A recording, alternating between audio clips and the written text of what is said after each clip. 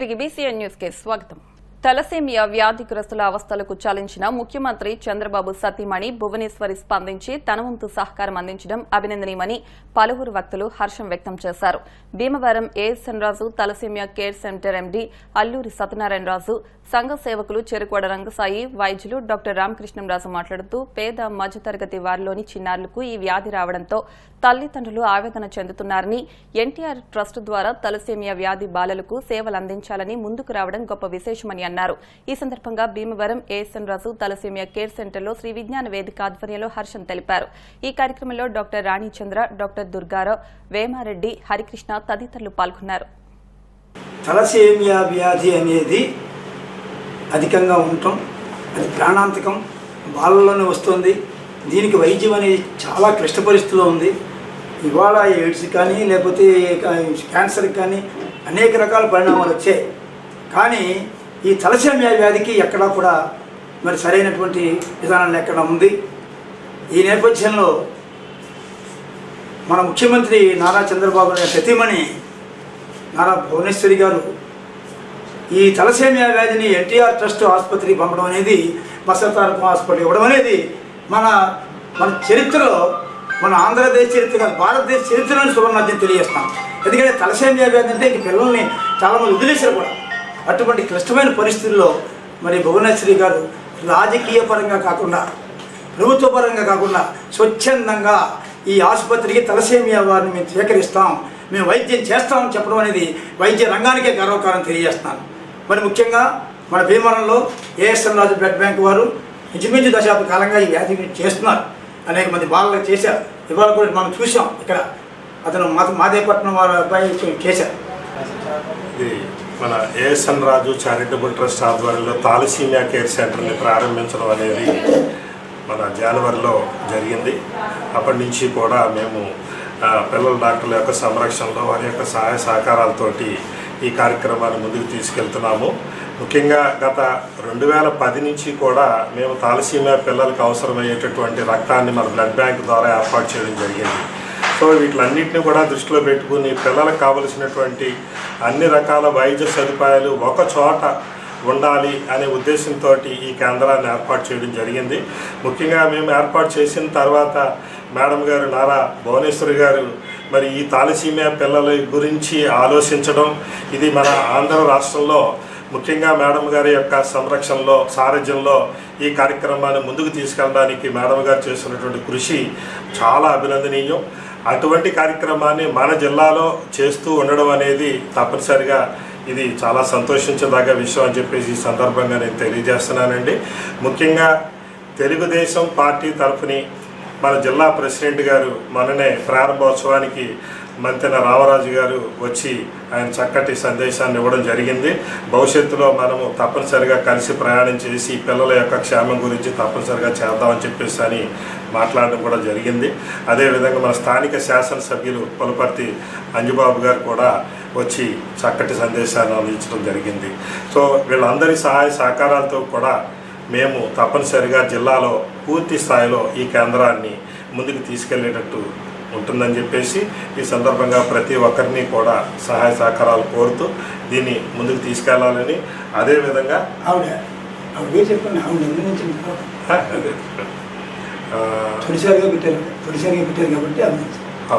అంటే యాక్చువల్గా చాలా సంవత్సరాల క్రితమే ఎన్టీఆర్ ట్రస్ట్ ఆధ్వర్యంలో హైదరాబాద్లో బసవతారకం క్యాన్సర్ ఇన్స్టిట్యూట్లో తలసేమియా పిల్లల కోసం కేంద్రాన్ని ఏర్పాటు చేయడం జరిగింది. అయితే తర్వాత క్రమంలో ఇప్పుడు మేడం గారు భువనేశ్వరి గారు మరి స్ఫూర్తిగా తీసుకొని ఈ తలసేమియా పిల్లలకి పూర్తి స్థాయిలో అన్ని రకాలుగా కూడా సహాయ సహకారాలు అందించాలని చెప్పేసి మేడం గారు కృషి చేద్దామని చెప్పేసి అనుకోవడం, కంకణం కట్టుకోవడం అనేది నిజంగా తలసేమియా పిల్లల యొక్క అవసరాలు తప్పనిసరిగా తీరతాయని, అదేవిధంగా మేడం గారి సారథ్యంలో తప్పనిసరిగా మేము కూడా పనిచేయాలని, మాకు ఆ విధంగా పశ్చిమ గోదావరి జిల్లాలో అవకాశం ఇచ్చి తప్పనిసరిగా పిల్లల యొక్క క్షేమాన్ని పూర్తి స్థాయిలో మేము నెరవేరుస్తాము. ఇక్కడ అందరూ నాయకులు, పెద్దలు ప్రతి ఒక్కరి సహాయ సహకారాలని కూడా తీసుకుంటూ ఈ కేంద్రాన్ని ముందుకు తీసుకెళ్తామని చెప్పేసి ఈ సందర్భంగా తెలియజేస్తాము. ఇది జూన్ 2024లో HLA matching campaign Datri foundation వారి ఆధ్వర్యంలో ఏఎస్ఎన్ రాజు ట్రస్ట్ సంయుక్త ఆధ్వర్యంలో నిర్వహించడం జరిగింది. ఆ రోజుని ఒక 80 శాంపుల్స్ వరకు పంపించడం జరిగింది. అందులో ఈ విఖ్యాత వర్మ బాబు ఈ వీళ్ళ పిల్లలు కూడా పంపించడం జరిగింది. సో ఇది 100% హెచ్ఎల్ఏ మ్యాచింగ్ అవ్వడం జరిగిందనమాట. సో అంటే శాశ్వత పరిష్కారానికి ఒక అవకాశం ఏర్పడింది. సో దీనికి బిఎంటీ బోన్ మ్యారో ట్రాన్స్ప్లాంటేషన్ చేయించుకునేటటువంటి అవకాశం బాబుకి కలిగిందనమాట అండి. సో దీనికి ప్రత్యేకంగా MGM cancer institute Chennai doctor Deen Dayalan గారు చెన్నై నుంచి మొన్న ఒక 2 నెలల క్రితం కూడా వచ్చి చేసి వెళ్ళారు. ఆయన దగ్గరికి ప్రత్యేకంగా ఈ నెల 19వ తారీఖుని పిల్లల్ని మొత్తం 3 పిల్లలు ఇది ఈ విధంగా 100% మ్యాచింగ్ అయిన వాళ్ళు ఉన్నారు. సో వీళ్ళ 3ని కూడా చెన్నై తీసుకెళ్ళి అన్ని రకాల పరీక్షలు చేసి వీళ్ళకి అసలు ఏ విధంగా చేయాలి, ఎంత కాలము టైం తీసుకొని ముందు ఒక ప్రిపరేషన్ అనేది ఉంటుంది. ఈ ప్రిపరేషన్ కూడా అన్నీ కూడా ఇక్కడ డాక్టర్ గారి గైడెన్స్ తోటి, మన లోకల్గా ఉన్న పిల్లల డాక్టర్ల గైడెన్స్ తోటి ఈ పిల్లల్ని యొక్క ఆరోగ్య స్థితిగతుల్ని ఎప్పటికప్పుడు చక్కగా పరిశీలిస్తూ ఈ బోన్ మ్యారో ట్రాన్స్ప్లాంటేషన్కి వెళ్ళే విధంగా మేము కృషి చేయడం జరుగుతోందండి. అందులో భాగంగా ఈ విఖ్యాత వర్మ బాబుకి బిఎంటీ చేయడానికి అవకాశం ఉంది. సో దానికోసం కూడా మేము కృషి చేస్తున్నామండి. సో దీనికి సంబంధించి మా ప్రముఖ సంఘ సేవకులు చెరుకువాడ రంగసాయి గారు ఆశీస్సులతోటి ఎంతోమంది దాతలు పెద్దలు అందరినీ కూడా కలవడం, వీరికి కావలసినటువంటి ఆర్థిక సహాయాన్ని ఏ విధంగా పొందడానికి అవకాశాలను కూడా ఆయన ద్వారా ఈ బాబుకి సహాయపడతారని చెప్పేసి ఈ సందర్భంగా ఆయన్ని కోరుకోవడం జరిగిందండి. అదేవిధంగా ప్రభుత్వం నుంచి కూడా తప్పనిసరిగా ఆరోగ్యశ్రీలో ప్రభుత్వం నుంచి కూడా సహాయం అందేటటువంటి అవకాశం ఉంది.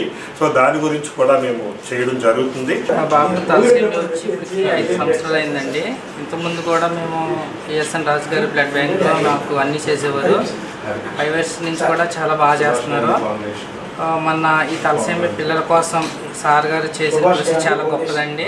ఇప్పుడు అబ్బాయికి ఇలా చేస్తున్నారు. ఇప్పుడు మేము చెన్నై వెళ్ళడానికి కూడా మొత్తం వెళ్ళి వచ్చి ఇది కూడా ఆయనే చేస్తున్నారండి. ఛార్జీలు ఇస్తున్నారు. బాబుకి ఏది కావాలన్నా ఆయనే చూస్తున్నారు ఏఎస్ఎన్ రాజు గారికి. ఇంకా ఇప్పుడు తలసేమియా పిల్లల కోసం భువనేశ్వర్ గారు కూడా చేసే కృషికి చాలా ధన్యవాదాలండి. భీమవరం వన్ టౌన్లోని శ్రీనివాస థియేటర్ సెంటర్ వద్ద వేయించేసిన శ్రీ వీరభద్రస్వామి జాతర మహోత్సవం సందర్భంగా ఆలయం వద్ద శుక్రవారం రాత్రి భక్తులచే నిప్పుల గుండం తొక్కే కార్యక్రమం నిర్వహించారు. ఈ సందర్భంగా జరిగిన గ్రామోత్సవాల్లో కోలాట బృందం, శక్తి వేషాలు, బుట్టబొమ్మలు, డప్పు వాయిద్యాలు, కళా బృందంతో స్వామివారి ఊరేగింపు ఘనంగా నిర్వహించారు. 8వ తేదీ శనివారం ఉదయం ఆలయ ప్రాంగణంలో అన్న సమారాధన కార్యక్రమం నిర్వహిస్తున్నామని, భక్తులు పెద్ద ఎత్తున విచ్చేసి స్వామివారిని దర్శించుకుని అన్న ప్రసాదాలు స్వీకరించాలని కర్ణభక్త సంక్షేమ సంఘం వాసవి కన్యకా పరమేశ్వరి ఫ్రెండ్స్ అసోసియేషన్ నాయకులు తెలిపారు.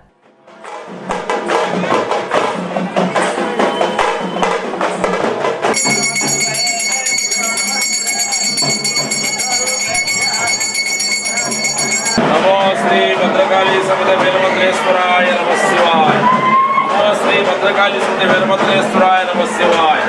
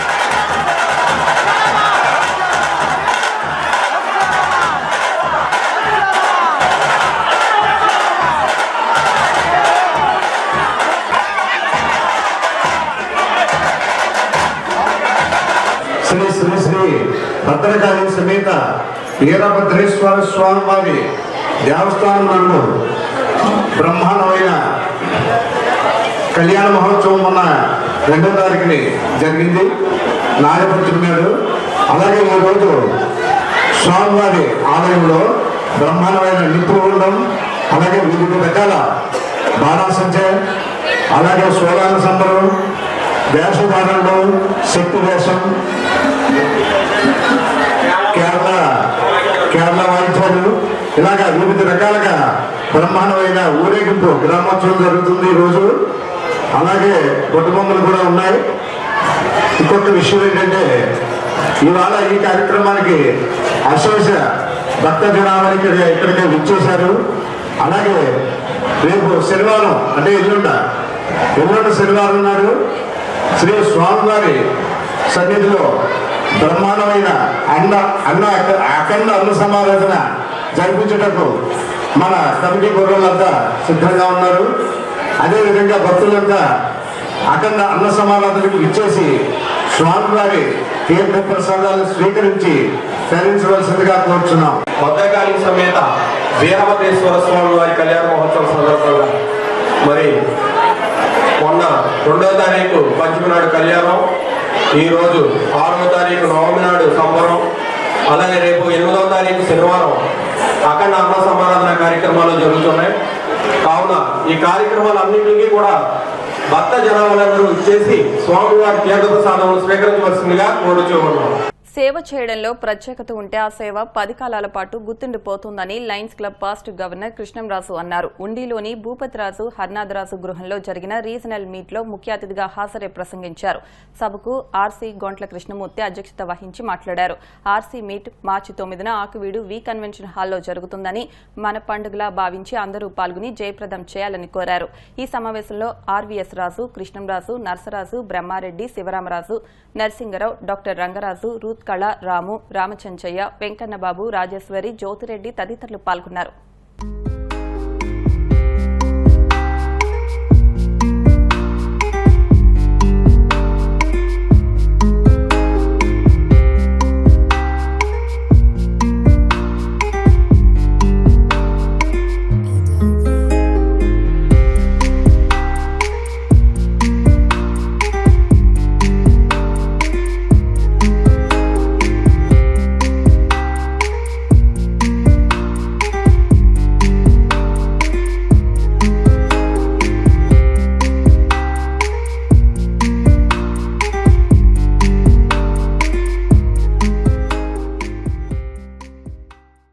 ఆర్సీ మీట్ మార్చి 9న వందే ముకుంద అనే పేరుతో ఆక్విడ్ వి కన్వెన్షన్లో ఉదయం 9 గంటల నుండి ప్రారంభం. ఈ రీజన్ మీట్ని అందరూ సక్సెస్ చేయవలసి కోరుతున్నాం. ఇందులో వివిధ సేవా కార్యక్రమాలు ఉన్నాయి. తర్వాత అలాగే బెస్ట్ క్లబ్లు అన్నింటికి అవార్డ్స్, బెస్ట్ బెస్ట్కి అవార్డులు అనే జరుగుద్ది. ఈ ఆర్సీ మీట్ మన అందరూ పండుగ అనుకొని చక్కగా అందరూ కృషి చేసి ఈ ఆర్సీ మీట్ ముందు తీసుకోవాలని కోరుతున్నాం. రీజనల్ మీట్కి ప్రతి మెంబరు ఒక కమిటీ కాదు, ప్రతి సభ్యుడు కూడా నాది అన్నట్టు ముందుకు వచ్చి అందరూ కూడా సక్సెస్ చేయాలని చెప్పి మనసారా కోరుకున్నా. ఈ కమిటీకి నన్ను సెక్రటరీగా నియమించినందుకు నేను ఆయనకి సంతోషం వ్యక్తపరుస్తూ, నేను చక్కగా ఈ ప్రపోజల్ని చక్కగా నేను ఉపయోగించి మరింత సేవ చేస్తానని, జిల్లాకి సర్వీస్ చేయాలని తలంపుతోనే ఉన్నాను. అందుకని మీరు అందరూ కూడా మనస్ఫూర్తిగా నా అప్పీల్ని అంగీకరించి మీరందరూ కూడా రేపు ముందుకు వచ్చి రేపు మేము అందరూ కూడా 10 గంటలకి బయలుదేరుతాం. అందరూ సభ్యులందరూ కూడా రావాలని చెప్పి మనస్ఫూర్తిగా కోరుకున్నాను. రేపు మార్చి 9న ఆర్సీ మీట్ ఆకివీడు వి కన్వెన్షన్ నందు జరుగుతుంది కాబట్టి మీరు అందరూ వచ్చి తప్పనిసరిగా విజయవంతం చేయవలసింది కోరుచున్నాము. పెద్దలు డాక్టర్ పాస్ట్ డైరెక్టర్ గారు ఎంఎస్ రాజు గారు, కృష్ణరాజు గారు అందరూ కూర్చుని వాటి సలహాలతో కమిటీలు ఆర్గనైజ్ కమిటీ, ఇన్విటేషన్ కమిటీలు వేయటం జరిగింది. ఈ కమిటీకి ఫస్ట్ ఇన్విటేషన్ కమిటీ చైర్మన్గా నర్సరాజు గారు పూర్తి వివరాలు అందించాలని కోరుచున్నాం. వందే ముకుంద రీజియన్ మీట్ ఈ మార్చి 9న జరగబోయేటువంటి రీజియన్ మీట్కి మరి ఆనరీ చైర్పర్సన్గా నేను ఉంటాం.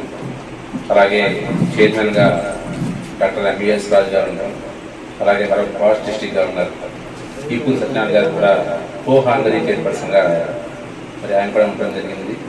ఈ రీజియన్ మీటింగ్ని మన కోంట్ల కృష్ణమూర్తి గారు రీజియన్ చైర్పర్సన్ గారి ఆధ్వర్యంలో ఇది సక్సెస్ చేయవలసిన బాధ్యత కృష్ణమూర్తి గారికి కాదండి, మనందరి బాధ్యత.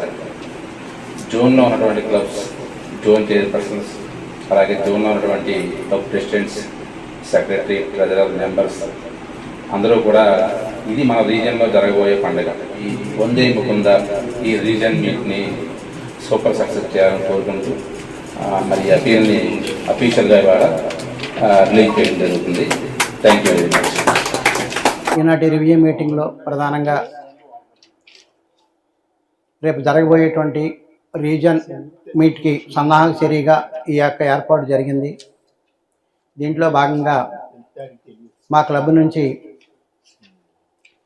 ఇన్విటేషన్ కమిటీ చైర్మన్గా నన్ను ఎంపిక చేసినటువంటి లైన్ కృష్ణమూర్తి గారికి, అదేవిధంగా మా సహచర సభ్యురాలు రిసెప్షన్ కమిటీకి ఒక కో చైర్మన్గా ఉన్నటువంటి లైన్ రూత్కాల్ గారికి కూడా మీ యొక్క రీజన్ సమావేశంలో ప్రాతినిధ్యం కల్పించినందుకు ముఖ్యంగా గంట్ల కృష్ణమూర్తి గారికి నేను మా క్లబ్ తరఫున ధన్యవాదాలు తెలియజేసుకుంటున్నాను.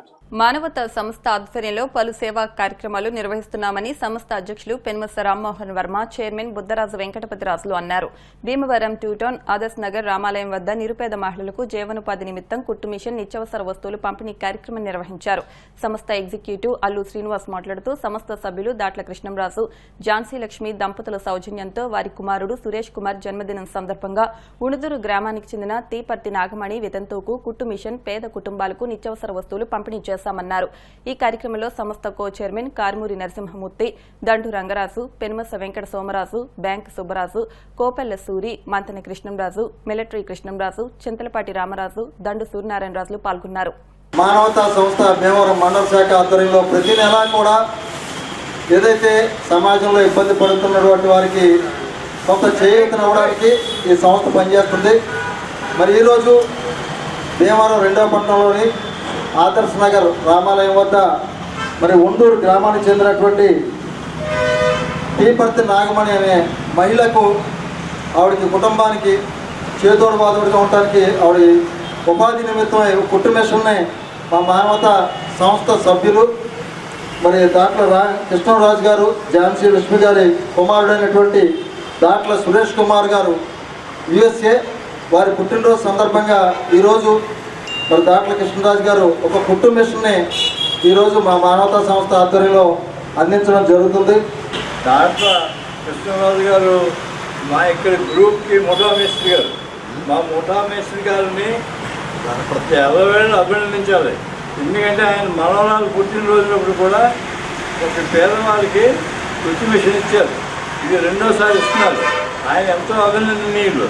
వారిని చూసుకుని ఇన్స్పైర్ అయ్యి మేము ఇక్కడ కలిసి మిగతా ముసలి వాళ్ళందరికీ నా విన్నపం ఏంటంటే మీరు కూడా ముందుకు వచ్చి ఇదే మాత్రం ఏదో ఒక దానం చేయాలని నేను కోరుకుంటున్నాను.